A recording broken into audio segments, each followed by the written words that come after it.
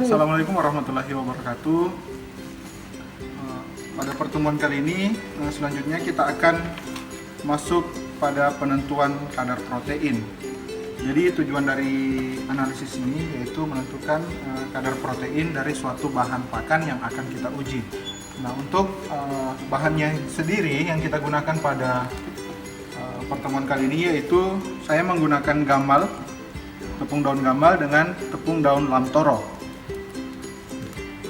Kemudian alat-alat yang kita gunakan pada praktikum untuk pengujian kadar protein itu ada labu kedal seperti ini, kemudian timbangan, kita juga menggunakan lemari asam, kemudian labu ukur, corong, dan gelas kimia. Sedangkan untuk bahan kimia yang kita gunakan itu ada yang disebut dengan tablet kedal. Nah, tablet kedal ini di dalamnya seperti ini.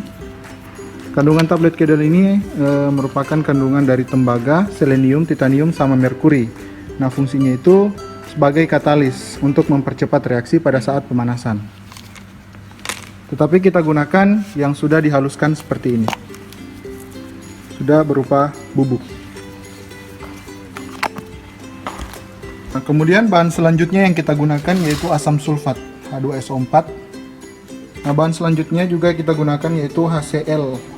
Jadi untuk HCl ini kita menggunakan konsentrasi itu 0,01 m untuk pada saat proses titrasi nanti. Nah, bahan selanjutnya yang kita gunakan juga itu adalah asam borit. Di sini kita menggunakan dengan konsentrasi 2%. Dan selanjutnya kita juga menggunakan NaOH, natrium hidroksida atau soda api. Kita menggunakan konsentrasi 30% untuk analisis protein. Selain itu, kita juga menggunakan yang namanya indikator PP. Nah, indikator PP ini untuk analisis protein sendiri kita menggunakan yang namanya red methyl plus BCG, bromo cresol green. Nah, setelah bahan dan alatnya sudah ready, kita masuk ke proses pertama, yaitu proses penimbangan tablet kedal sebagai katalis dan sampel. Setelah kita timbang, kemudian kita masukkan ke dalam labu kedal. Nah, kita timbang tablet kedal ini sebanyak 1,2 gram. Setelah tablet kedal kita timbang sebanyak 1,2 gram, kemudian kita masukkan ke dalam labu kedal yang kita siapkan tadi. Nah, hasilnya seperti ini. Nah, setelah tablet kedal masuk ke dalam labu kedal tersebut, kemudian langkah selanjutnya kita menimbang sampel. Di sini yang saya siapkan tadi yaitu tepung daun gamal. Kemudian kita catat sampel apa yang kita gunakan. Kode sampel, kode A, misalnya daun gamal. Kemudian berat sampel. Dan terakhir banyak titrasi. Nah, untuk kode sampel ini kita juga bisa misalnya kita beri kode A, kita juga bisa langsung memberi kode di labu kedal itu kode A, supaya untuk analisis nanti bahan yang kita analisis itu tidak mudah untuk tertukar. Oke, selanjutnya kita timbang sampel. Nah, sampel kita timbang sebanyak 0,5 gram. Setelah kita timbang sampel kurang lebih sebanyak 0,5 gram, kemudian kita catat berat sampelnya 0,507 gram. Kemudian kita masukkan sampel yang telah kita timbang ke dalam labu kedal dengan kode labu sesuai dengan kode sampel yang kita beri tadi. Kita masukkan.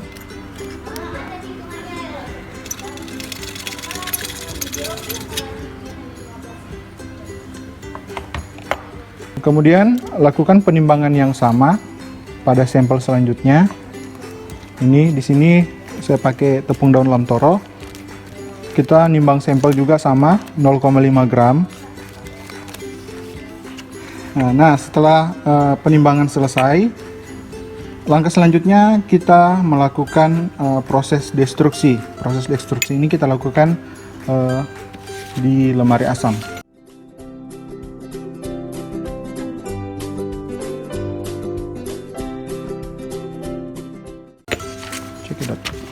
Oke, selanjutnya kita ukur asam sulfat sebanyak 10 ml di dalam gelas ukur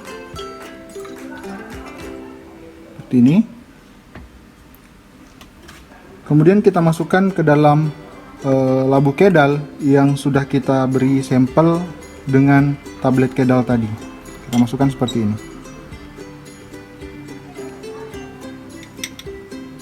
Kemudian kita homogenkan. Setelah kita isi asam sulfat ke dalam labu kedal, kemudian kita masukkan ke pasang peralatan labu kedal ke penangas destruksi. Setelah labu destruksi terpasang di perangkat penangas destruksi, alatnya kita nyalakan seperti ini. Nah, setelah tombol powernya menyala, kemudian kita putar kontrol suhu dengan suhu itu 100 derajat Celcius, terhitung 100 derajat Celcius. Nah, setelah 15 menit terjadi asapnya sudah terlihat, kemudian kita naikkan lagi suhunya menjadi 250. Setelah itu kita tunggu pemanasan sampel kurang lebih 1 jam.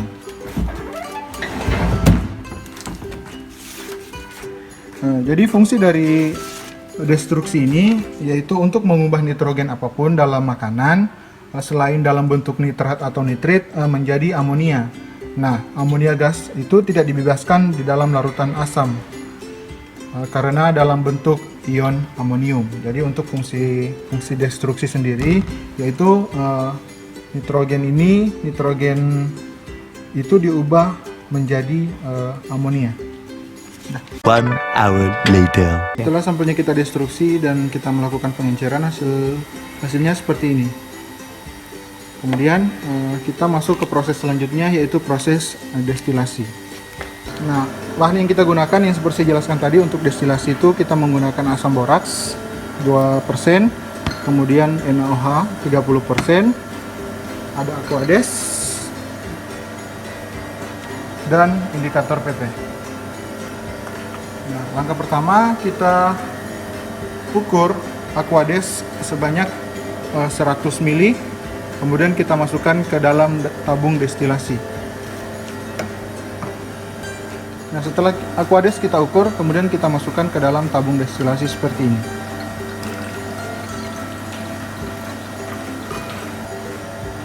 Kita masukkan NaOH 30% sebanyak 5 ml ke dalam tabung destilasi yang berisi Aquades tadi.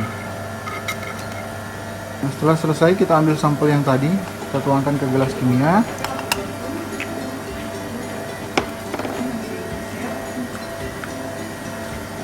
Kemudian sampelnya kita ambil sebanyak 5 ml dan kita masukkan ke dalam tabung destilasi yang berisi Aquades dan NaOH tadi.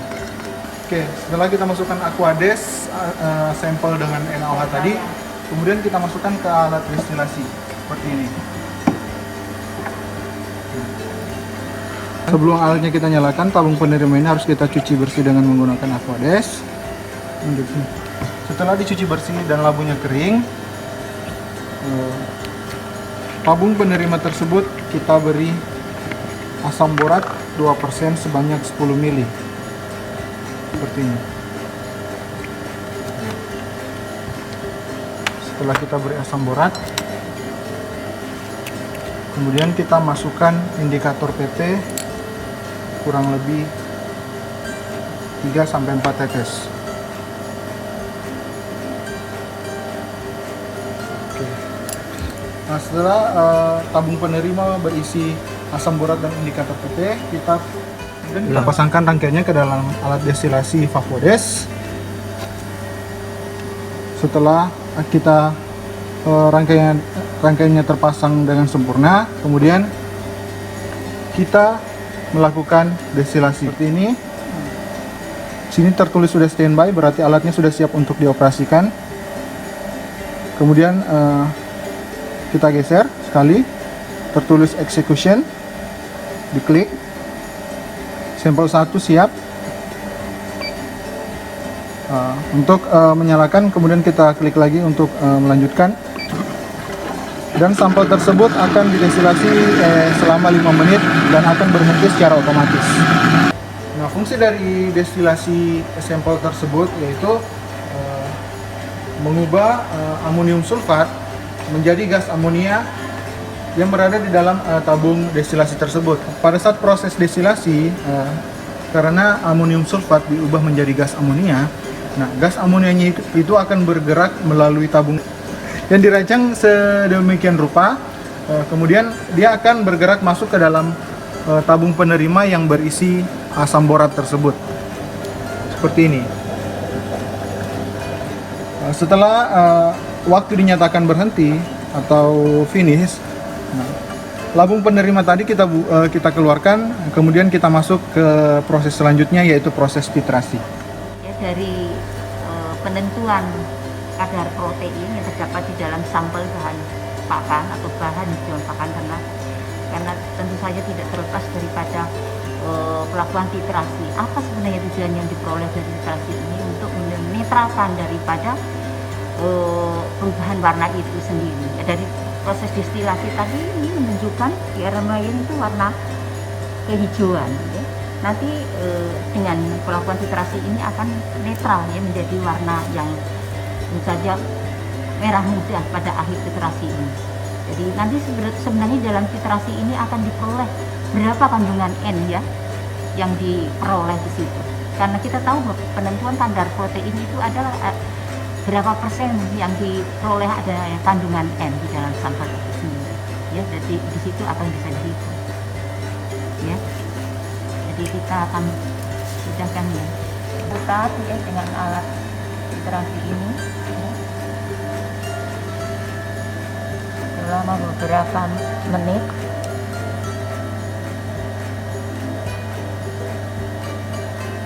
Sampai menunjukkan tepat perubahan warna. Karena di sini akan terjadi perubahan warna dan netral, ya, warnanya. Dari hasil hijau menjadi beberapa menit kemudian akan berubah menjadi merah muda, akan berubah warnanya.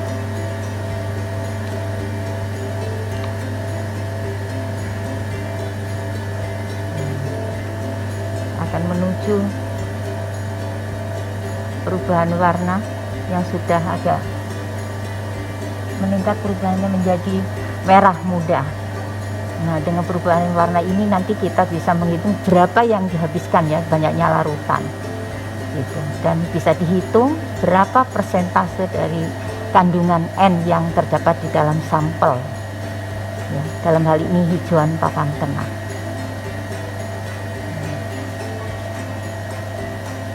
Boleh.